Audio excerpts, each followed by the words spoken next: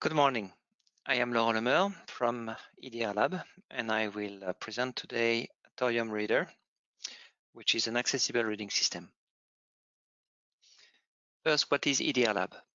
EDRLab, the European Digital Reading Lab, is based in Paris. It's a non-profit association with 53 members today worldwide, all from the publishing sector.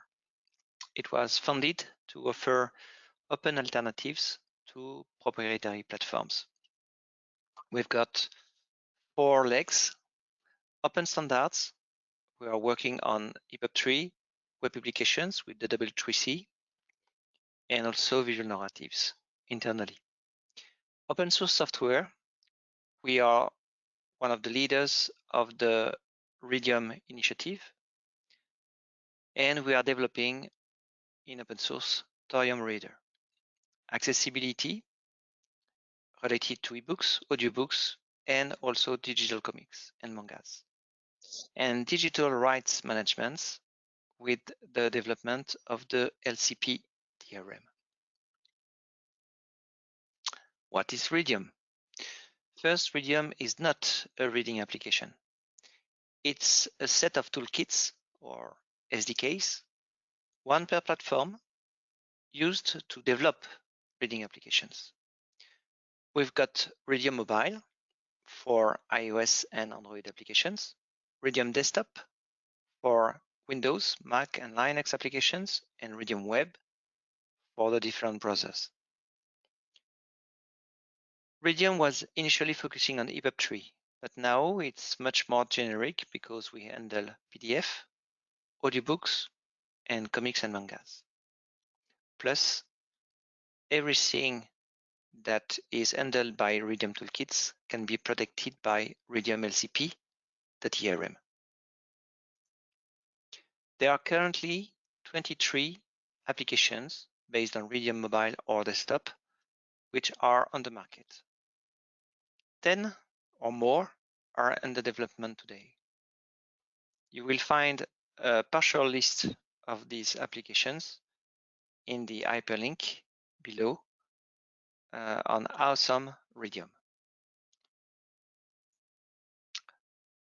I was speaking about Thorium Reader.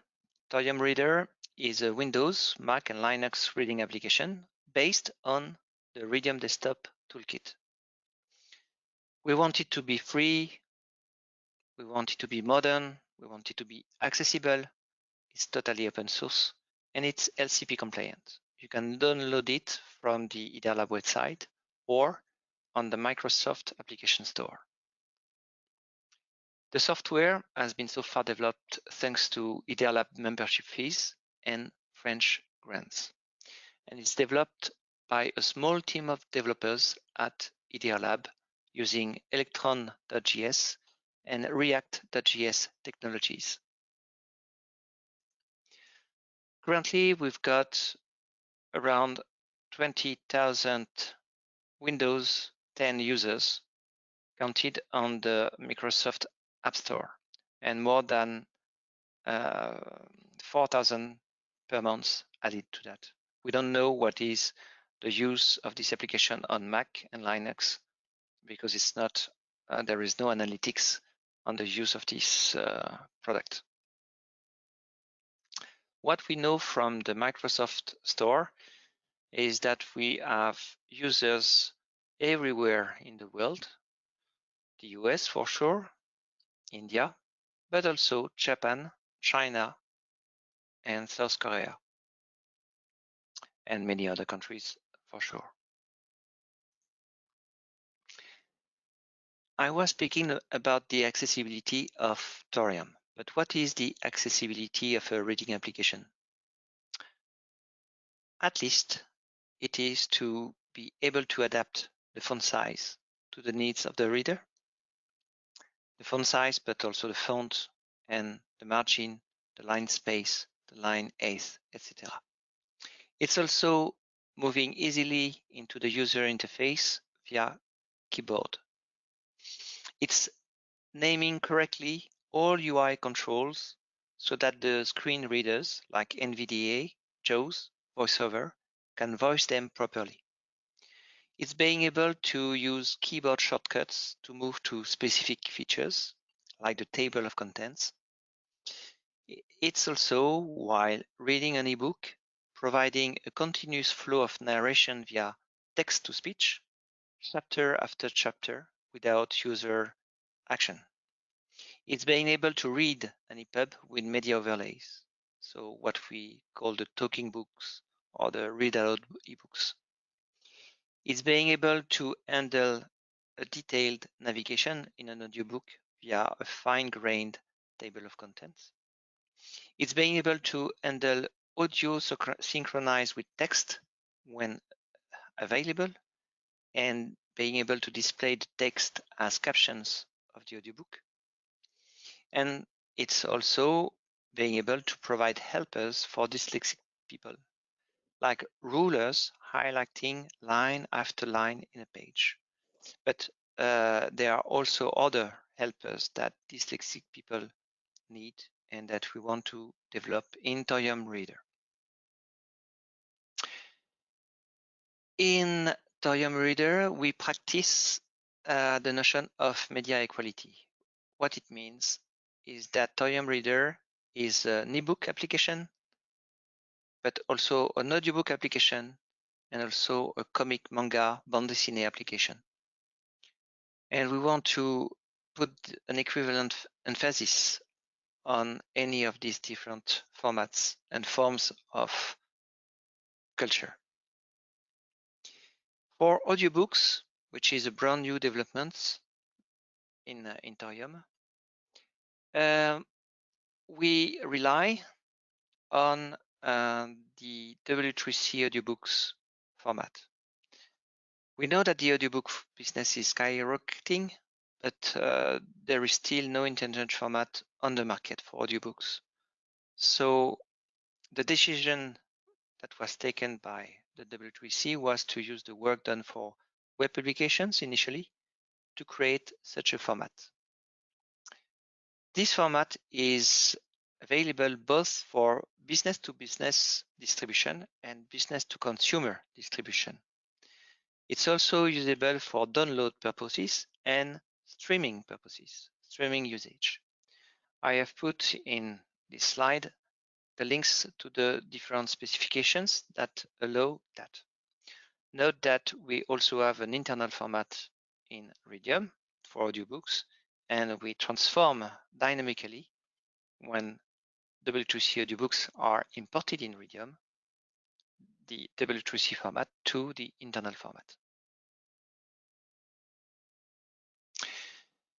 When audiobooks will be standardized, we will have the following workflow. A publisher or a studio will create W3C audiobooks, send them as a package to e-distributors, which will maybe add a DRM to it, or maybe not, send the audiobook as a package to the retailer, so the library, the bookseller, and the retailer will enable the user, using, for example, Thorium Reader, either to download the package or to stream the audiobook as a web publication.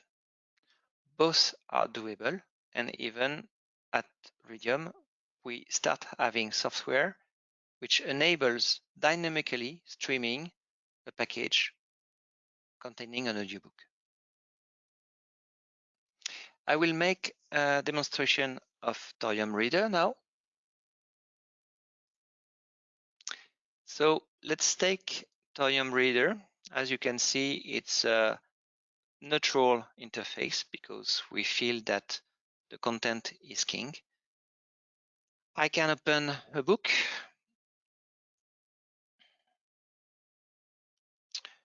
I can move inside the book. Here with my mouse, I can move to chapter, from chapter to chapter easily. I can go to different settings, change the font size, change the font, change display information, move to night mode if I like. I will stay neutral. I can get more information about the book. I can even add tags to the book. I can add bookmarks to the book. Oh, sorry, made a mistake. I opened a link, an hyperlink. I can add some bookmarks. I will go elsewhere and put a bookmark here. I can put another bookmark somewhere else. Let's say another chapter, another one, and I can look at the different bookmarks later and go back to my bookmarks. Everything here can be used by blind people using keys. So I will just use keys to move through the different controls. And I can open each control with my keyboard. If I have a screen reader connected to my Mac PC or Linux PC, I will be able to listen to the labels that are attached to each control, to listen to the title of the book attached to the icon of the book, to the cover, and I will be able to navigate to any place inside my user interface. If I open a book, let's open this one again, and I'm back to the place I was before. I can also use keyboard shortcuts to move, for example, directly to the table of contents that I can open with my keys. I'm using the keyboard now, and I will go to, for example, the chapter 3 only with the keyboard, without any mouse. And if I've got a screen reader, I will listen to the entries in the navigation tree. I will go back to the screen. This interface is able to read right to left languages like Arabic, and it's also able to read Asian text. For example, this one, I was at the end.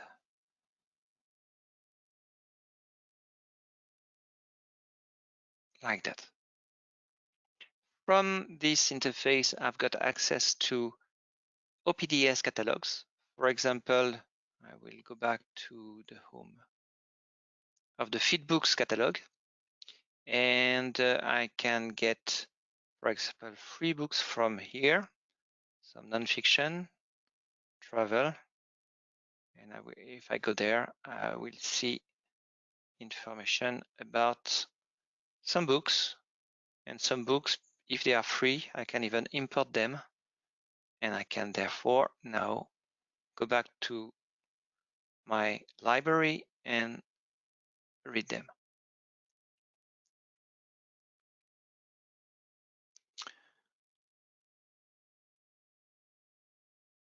I can do the same with audiobooks. So we've got a new section for audiobooks inside the homepage. And here I can open an audiobook. You can see that the user interface is totally different. It's an audiobook interface. In it, I can listen to the sound.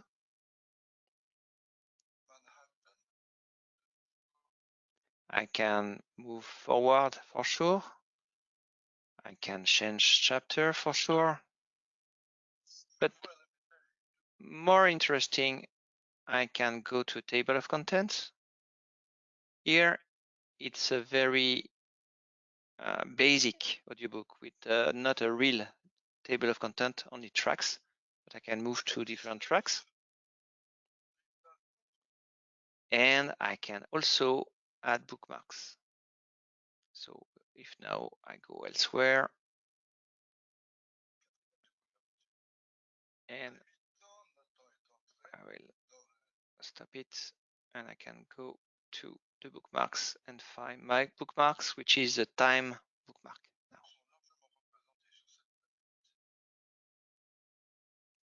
Soon, we will be able to do the same with comics and mangas using the Divina format. And with the Divina format, some of you know that you can get scrolling effects, transitions,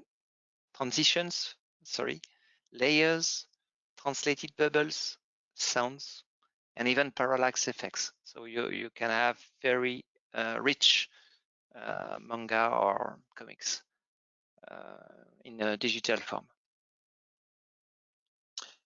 Ebooks in EPUB or PDF, audiobooks, and soon Divina Comics can be protected by DLC DRM.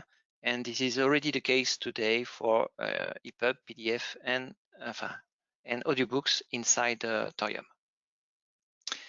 Last thing that can be interesting, this interface at the moment is translated in 5 languages, but we can add more languages as we want, and Asian languages can be easily added. We would be honored if members of these business groups are willing to help us make this application better and deploy it in Asia after translation in different ASEAN languages.